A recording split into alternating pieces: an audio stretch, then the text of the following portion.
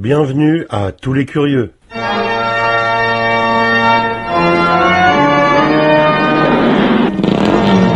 Des réalisateurs talentueux voire excessivement doués qui ont livré des multitudes de chefs-d'œuvre et dont le nom demeure pourtant inconnu du grand public, à l'inverse des films qu'ils ont réalisés. N'y aurait-il pas un petit défaut là?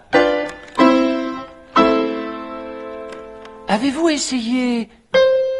Il y en a des pelletés et dans tous les pays. Mes vidéos sur Peter Weir et Catherine Bigelow sont bien évidemment là pour le rappeler. Ils sont littéralement éclipsés par les films dont ils sont les géniteurs, mais dont les spectateurs ont oublié le nom.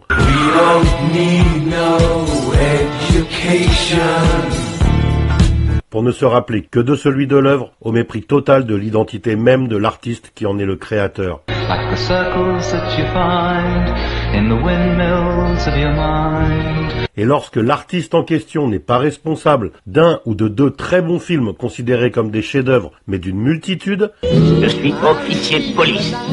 Et que son nom n'est jamais cité parmi les réalisateurs qui comptent, c'est selon moi une profonde injustice à laquelle je me dois de remédier. Ce type est coupable! Irrecevable! Ce notable là! C'est pour ça qu'aujourd'hui je vous fais découvrir Norman Jewison, première partie.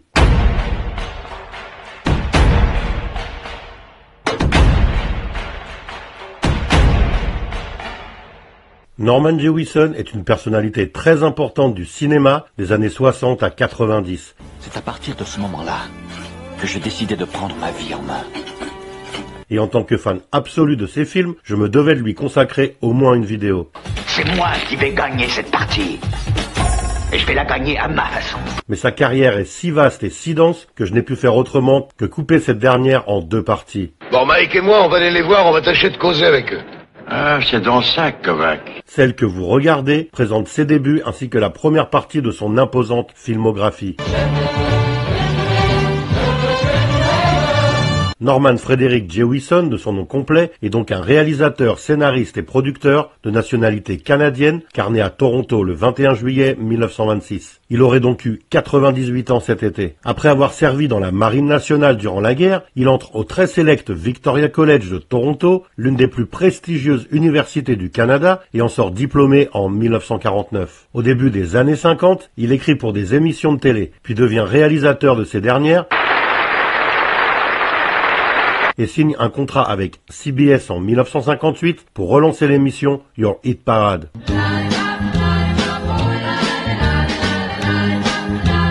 Il reçoit également un Emmy Award pour The Fabulous 50s, un documentaire musical. En 1962, il est choisi par le couple Tony Curtis-Janet Leigh pour réaliser la comédie Des ennuis à l'appel, ou en VO 40 Pounds of Trouble. Il s'en sort excellemment bien et pour une première, l'essai est pour le moins transformé. C'est une comédie qui voit un directeur de casino incarné par Tony Curtis accepter bien malgré lui de surveiller une fillette particulièrement intelligente et mature pour son âge, nommée Penny Piper. Elle a été laissée en gage à son casino situé au Nevada par son père qui est parti chercher l'argent qu'il doit à l'établissement. Pour cela, le directeur Steve McCluskey est aidé de Chris Lockwood, sa chanteuse vedette interprétée par Suzanne Pleshette. Mais les ennuis ne tardent pas à faire leur apparition lorsqu'arrive la commission de réattribution des licences qui doit vérifier que le casino est bien en conformité avec la loi. Le problème est qu'une enfant n'a strictement pas le droit de s'y trouver. Commence alors pour le personnage interprété par Tony Curtis une succession de mésaventures, toutes plus hilarantes les unes que les autres, et dont le point d'orgue est sans doute un séjour au Disneyland de Californie, état dans lequel McCluskey n'a pas le droit de se trouver, sous peine de devoir verser une importante pension alimentaire à son ex-femme. C'est un film drôle et parfaitement maîtrisé, avec un casting en pleine forme et une réalisation dynamique et enlevée de Jewison, qui fait incontestablement ses preuves dès son premier essai. Suite à cette réussite incontestable, il est choisi par Doris Day pour réaliser un nouveau film, Le Piment de la Vie, ou The Thrill of It All en version originale. C'est une comédie romantique écrite par Carl Reiner, comédien et scénariste qui retrouvera Norman Jewison à plusieurs reprises par la suite. Elle raconte l'histoire de Beverly Boyer, incarnée par Doris Day, femme au foyer, mère attentive et épouse aimante du docteur Gérald Boyer, personnifié par l'excellent James Garner, que j'ai évoqué dans ma vidéo sur la Grande Évasion. Ce dernier incarne un gynécologue de Manhattan qui est spécialisé dans les grossesses compliquées. Un jour, il réalise un nouveau miracle, cette fois pour les époux Fraley, dont le mari est directeur d'une agence de publicité. Ces derniers invitent le docteur et son épouse à dîner pour les remercier et au cours du repas, Beverly raconte une anecdote concernant le savon qu'elle a utilisé pour donner le bain à sa fille. En effet, cette dernière ne voulait que ce savon-là et pas un autre. Le publicitaire est si impressionné par l'anecdote qu'il demande à la femme au foyer de venir faire exactement la même chose mais devant des caméras. Beverly accepte et après des débuts pour le moins hésitants, elle devient une véritable star de la télévision car les téléspectateurs adorent son naturel et sa fraîcheur. Elle s'absente alors de plus en plus souvent et commence même à gagner plus d'argent que son mari, ce qui au début des années 60 aux États-Unis n'est pas du tout du goût de ce dernier, qui s'est construit sur une certaine idée du couple et de la famille, où c'est l'homme qui gagne l'argent et fait subsister le foyer et non la femme. Encore une excellente comédie. Madame Boyer. Oh, Madame Boyer.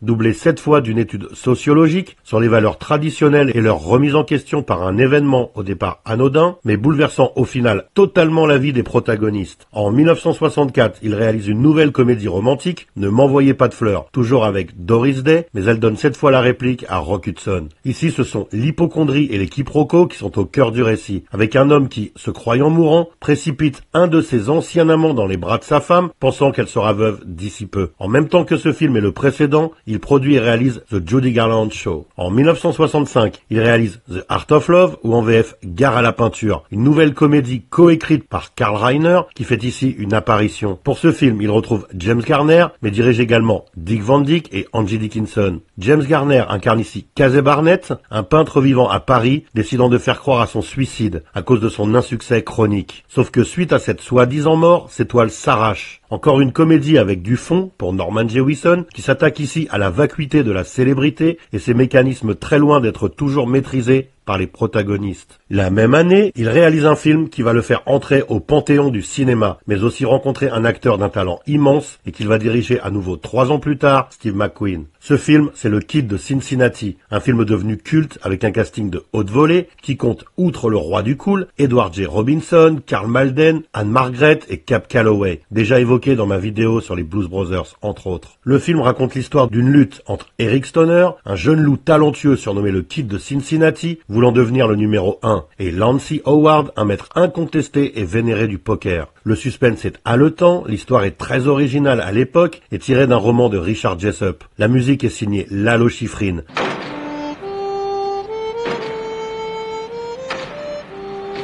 Et le générique est interprété par Ray Charles.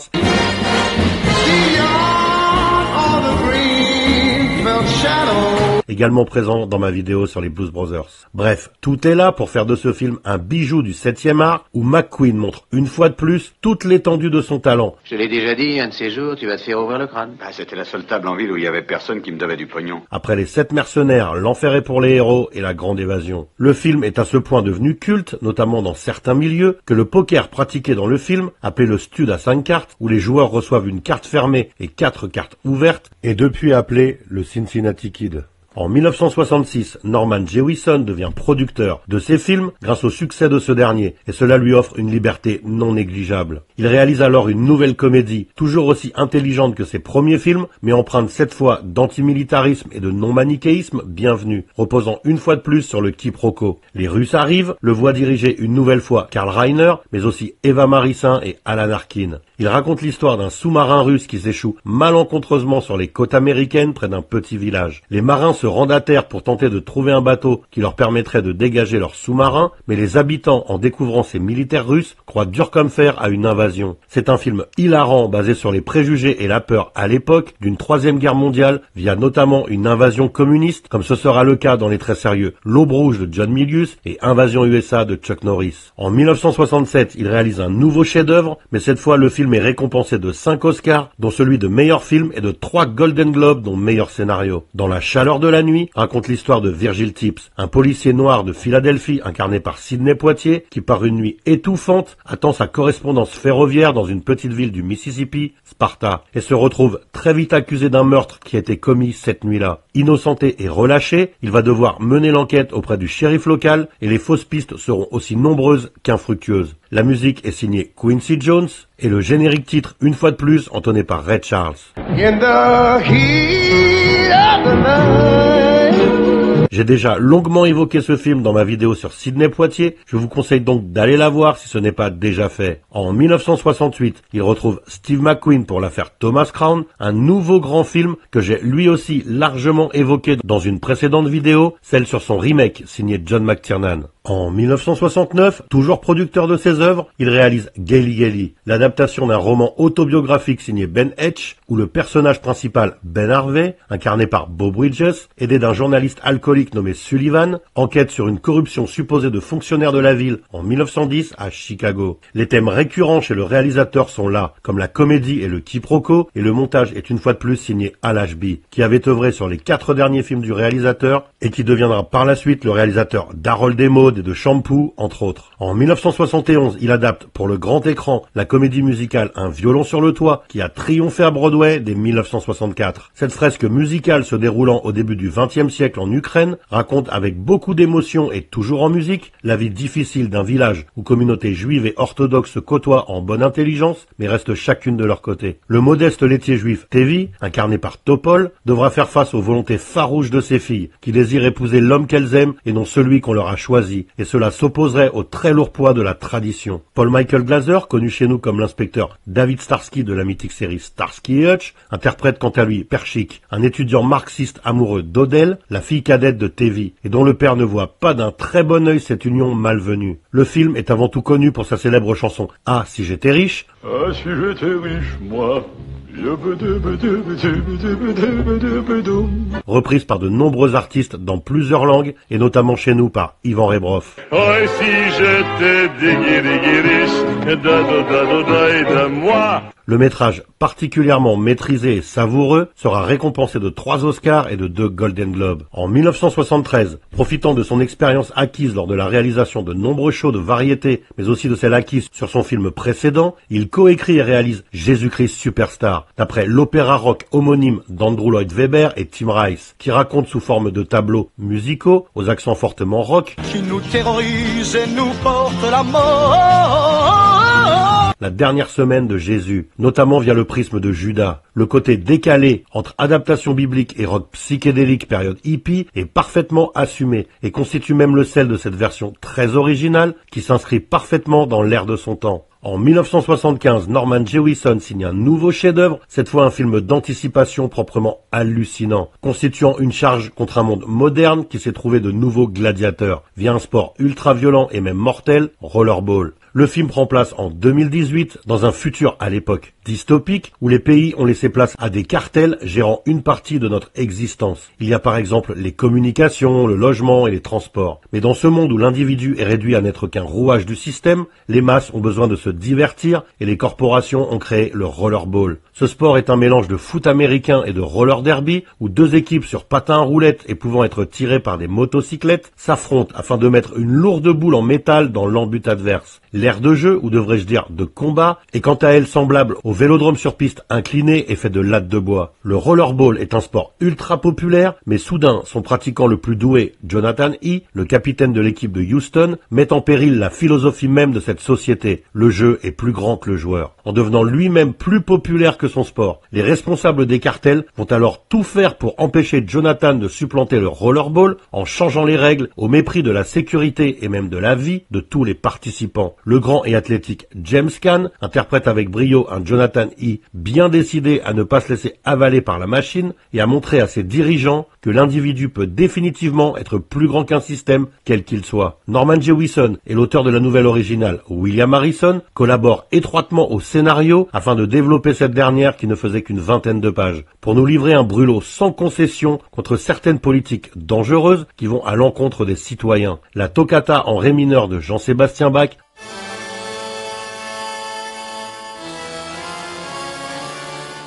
achève de donner au film un lyrisme et une grandeur qui en font assurément une date majeure de la carrière du réalisateur, mais également dans l'histoire du cinéma avec un grand C. Voilà, vous en savez à présent un peu plus sur la première partie de carrière de Norman Jewison. N'hésitez pas à liker si vous avez aimé, à laisser des commentaires, à partager et à vous abonner pour soutenir la chaîne. À bientôt pour une nouvelle découverte, soyez curieux.